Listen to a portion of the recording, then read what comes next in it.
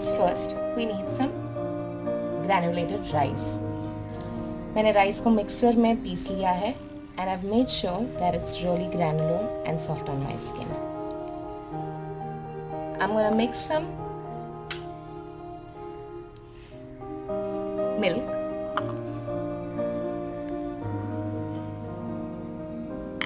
very little because I don't want it like liquid, but I want it a little more pasty. I'm just gonna add more milk.